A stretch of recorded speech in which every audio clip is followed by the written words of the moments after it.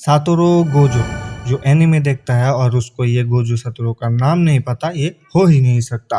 क्योंकि ऐसा बहुत ही बंदा है जो एनीमे देखना स्टार्ट किया ये गोजो का रील देख के। वो एक ऐसा बंदा है जिसके लिए लोगों ने जुजुत्सु काइसन का राइटर द गेगे आकुतोमी को जान की धमकी भी दी।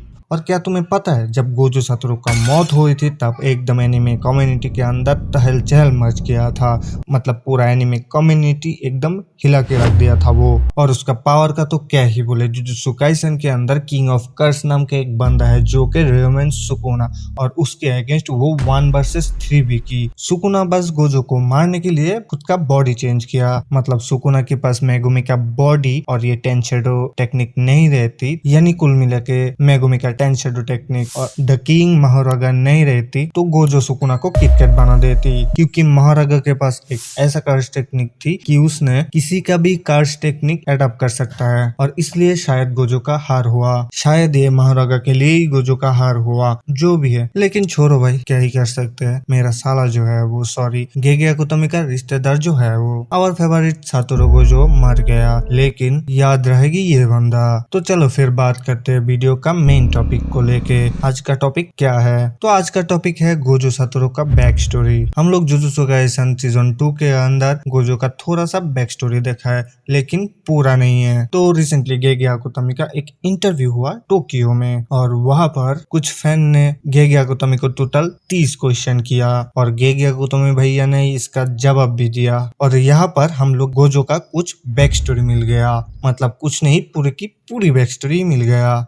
लेकिन आज की वीडियो में गोजो का बैक स्टोरी को लेके जिस जिस क्वेश्चन है उसका ही आंसर देंगे। मतलब ये वीडियो होगी टोटली गोजो का बैक स्टोरी को लेके। ठीक है, चलो फिर स्टार्ट करते हैं आज की वीडियो। लेकिन 1 मिनट रुको, पहले तुम लोग मेरे चैनल को सब्सक्राइब करो, क्योंकि 90% लोग मेरे चैनल सब्सक्राइब करते ही बिना वीडियो देख के चला जाते हैं। मैं नया हूँ, बहुत सारा गलती हो जाती है मुझसे, लेकिन इम्प्रेशन का भी जरूरत है मुझे, तो सब्सक्राइब करो यार। चलो फिर जो भी है तुम्हारा मर्जी, चलो फिर दबा के एक्सप्लेन करेंगे। सो जुजुत्सु काइसन सीजन 2 के अंदर हम लोगों को गोजो का कुछ बैक स्टोरी दिखाया गया है, और वहां पर ये दिखाया कि गोजो जब पैदा हुआ था तब वर्ल्ड का जो बैलेंस था वो एकदम चेंज हो गया था, क्योंकि वो 6 आइज का मालिक जो है, और उसके पास इतना कर्स एनर्जी, जो बुरा कर्स एनर्जी है वो एकदम छुप गया था उसकी डर के लिए। और वो कर्स एनर्जी बस गोजो का मरने का इंतजार कर रहा था कि जब वो मरेगी तभी वो वापस आ सकते हैं, लेकिन गोजो जब तक जिंदा है तब वो वापस नहीं आएगा, इसलिए वो छुप गया था। और गेगे का वो इंटरव्यू के जरिए हम लोगों को पता चला कि गोजो ने क्योटो पर जन्म लिया है, और उसका जो क्लैन है द गोजो क्लैन, वो क्योटो पर ही है। लेकिन वो क्योटो पर बहुत ही कम टाइम बिताया, वो बहुत ही कम उम्र में टोक्यो में शिफ्ट हो गया, और इसलिए उसको क्योटो वाला जो लैंग्वेज है वो नहीं आती। मतलब वो कभी भी क्योटो वाला लैंग्वेज से बात भी नहीं किया, आएगा भी क्यों, क्योंकि वो बहुत कम उम्र में टोक्यो चला गया। मतलब जुजुत्सु सॉर्सरर पे नाम लिखा लिया और वहां पे ट्रेनिंग के लिए गया, और इसलिए उसमें टोक्यो वाला वाइब आ गया। मतलब वो एकदम स्टैंडर्ड जापानीज में बात करते हैं, उसका घर का जो क्योटो वाला लैंग्वेज है वो उसमें वो बात ही नहीं करती। और गेगे ने ये भी बोला वो टोक्यो गया था अपनी मर्जी से, मतलब गोजो का खुद की मर्जी से, और किसी ने भी उसको नहीं भेजा था। मतलब ये गोजो सातोरू है, 6 आइज का मालिक है वो, उसको कौन ही भेज सकता है, समझ रहे हैं ना आप लोग? तो सब्सक्राइब कर लो। और वो इसलिए गया था क्योंकि उसका जो फैमिली है, वो गोजो फैमिली, वो गोजो को बहुत ही स्पेशल तरह ट्रीट करते हैं। मतलब हर टाइम स्पेशल ट्रीट करता है। लेकिन वो एक बंदा है, वो एक लौंडा भी है, ये किसी भी नहीं समझा। सब लोग समझते हैं कि ये 6 आइज का मालिक है तो उसको ऐसा ही बर्ताव करना चाहिए। मतलब कुछ स्पेशल, ये स्पेशल के लिए वो थक गया था और वो टोक्यो चला गया। मतलब क्या ही बोले, उसको लोग स्पेशल बोलते हैं इसलिए वो घर से चला गया। और हम लोगों ने बाप की जेब से 10 टक्का चुराया, इसलिए बाप ने एकदम मार मार के घर से बाहर कर दिया। 3 दिन नानी के पास रहा था मैं। मतलब अब समझ रहे हैं ना, जुजुत्सु काइसन सीजन 2 में हम लोगों को एक झलक दिखाया गया गोजो को चाइल्ड को लेके, और वहां पर गोजो घर से चोरी करके आई थी, और भागने के बाद उसको पेरेंट्स हर टाइम उसको लेकर जाता था। और उसको पेरेंट्स, हाँ, और एक शॉकिंग न्यूज है, उसका पेरेंट्स अभी तक जिंदा है। मतलब उसका पेरेंट्स अभी तक जिंदा है, वो लोग मरे नहीं हैं। हाँ, तुम लोग ये नहीं समझ रहे हो तो कि उसका एक बहन भी है, सखी वाला बहन। नहीं नहीं नहीं, ऐसा कुछ नहीं है। ये गोजो फैमिली का बस एक ही लौंडा है और वो है गोजो, और कोई भी नहीं। देखा हम कैसे तुम्हारा दिमाग पढ़ लिया। और हम लोगों को और एक बात पता चला कि गोजो का जो पेरेंट्स है वो गोजो की तरह उतना पावरफुल नहीं है, मतलब वो लोग सॉर्सरर नहीं है। इसीलिए शायद गोजो ने टोक्यो चला गया उसको ट्रेनिंग करने के लिए। लेकिन यानी उसका पेरेंट्स सॉर्सरर होती या गोजो की तरह सिक्स साइज का मालिक होती, मतलब गोजो की तरह स्ट्रांग हो जाती, तब तो गोजो का टोक्यो जाने का कोई मतलब ही नहीं रहती। तो इसलिए शायद गोजो चला गया, क्योंकि उस पेरेंट जो है वो उतना कैपेबल नहीं है। वो लोग बस एक नॉर्मल लाइफ लीड करता है, लेकिन फिर भी वो लोग गोजो का पेरेंट्स है, मतलब समझ रहे हैं ना।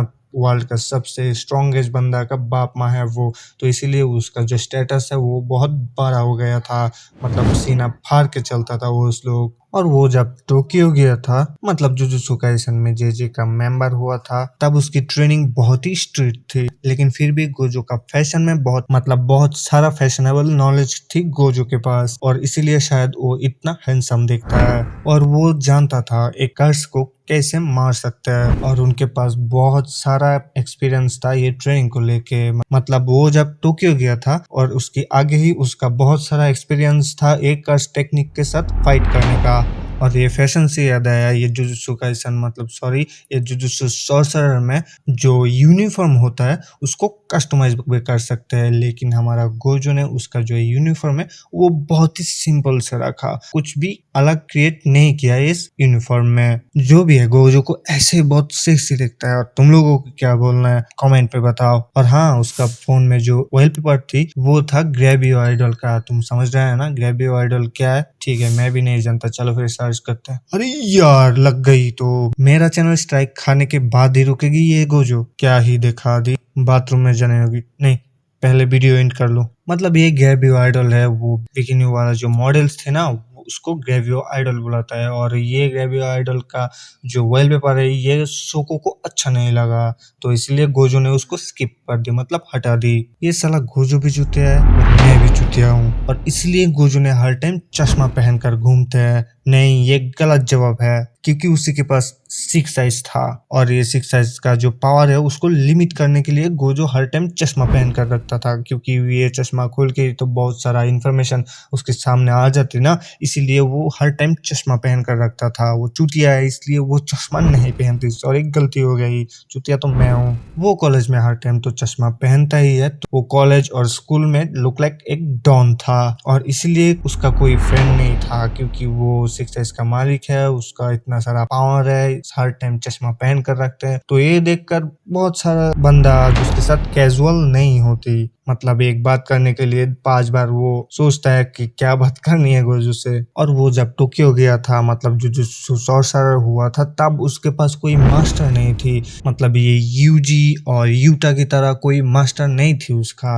वो खुद ने उसका जो कर्स टेक्निक है वो रिवील किया, और उसका जो कर्स टेक्निक है उसको वो खुद से स्ट्रॉन्ग बनाया, क्योंकि उसके पास बहुत सारा एक्सपीरियंस थी और वो जानती थी कैसे उसका जो कर्स टेक्निक है वो बाहर निकलना जाए। और इसलिए वो बहुत छोटी उम्र में बहुत सारा एक्सपीरियंस मिल गया। वो जो सॉर्सरर होने के बाद वो रेगुलर मिशन पे जाती थी, और उसका सैलरी जो है वो मंथली सैलरी मिलती थी उसको, और उसका सैलरी प्रेसिडेंट की बराबर है। मतलब समझ रहा है, बहुत अमीर वाला चूतिया है वो। और ये चूतिया से वो दारू भी पीता है, और ये दारू वो बहुत कम पीते हैं, क्योंकि दारू पीने के बाद टल्ली जो हो जाते हैं वो, और इस टल्ली बना के वजह से उसका कास्ट टेक्निक का कुछ ऐसा तैसा हो जाती, तो इसलिए वो बहुत ही कम दारू पीता है। लेकिन जो भी है बहुत काम का बंदा है वो, बहुत सारे लोगों को वो जो एनिमे पे लेके आया है। और यहाँ पे मेरा नोटपैड हो गया खत्म, मतलब स्क्रिप्ट भी नहीं है, स्क्रिप्ट कहाँ पढ़ने को लिखने को, बात तो बोलना चाहिए है ना। तो मैं जा रहा हूँ बाथरूम में, सॉरी, नोटपैड लेने के लिए, और तुम लोग मुझे सब्सक्राइब करो। मैं जा रहा हूँ नोटपैड लेके, फिर सेकंड पार्ट बना रहा है। तो आज के लिए बाय बाय।